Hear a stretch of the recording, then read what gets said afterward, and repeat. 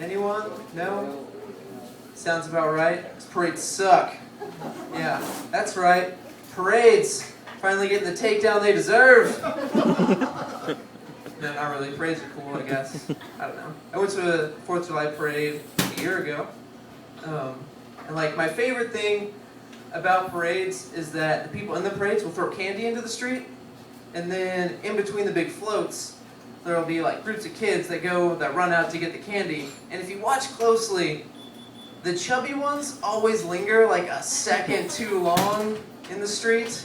So it looks like they're gonna get run over by a fire truck or something.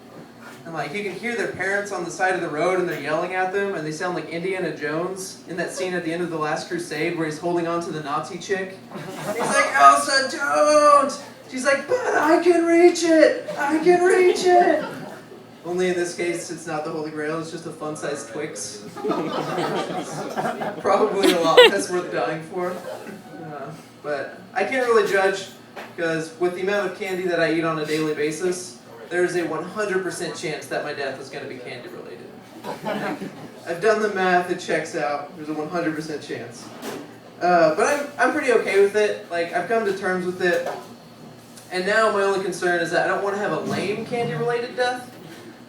Like, I don't want to die and have my tombstone read, "Here lies Robert Flippo, he choked on a spree."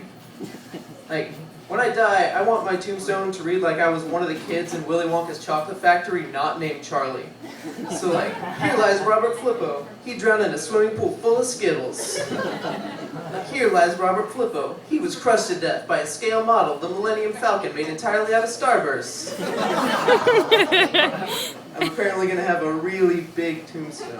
That's a lot to fit on.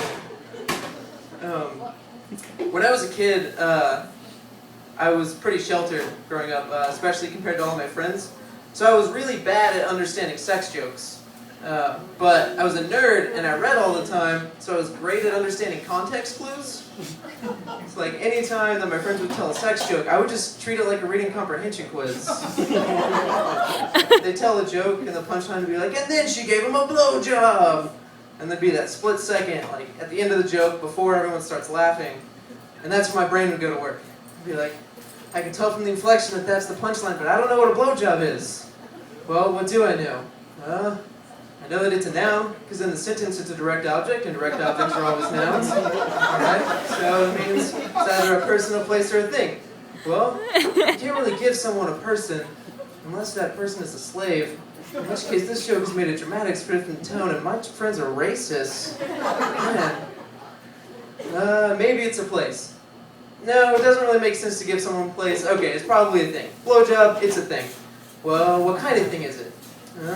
"I know from earlier in the joke that the guy had his pants down. It usually signifies either using the bathroom or having sex. Since there was a girl involved, I'm going to guess sex." "Okay, so it's a sex thing. Blowjob is a sex thing." "Well, let's plug that back into the sentence, see if it checks out." "Okay. And then she gave him a sex thing." Yep, totally works. It's a sex joke. Join my friends in laughing. There are high fives all around. Like, "Blowjobs, am I right?" But in my head, I'm thinking, man, when I get home, I need to look up blowjob in the dictionary. And the sad thing is, that is legitimately how I learned what a blowjob was.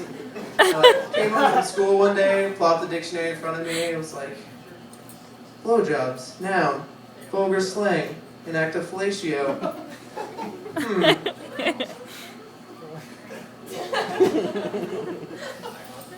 Fellatio. Oral stimulation of the penis.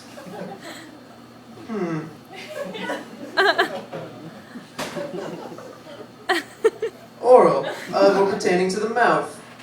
Mouth stimulation of the penis. Mouth sex, alright! I get it now.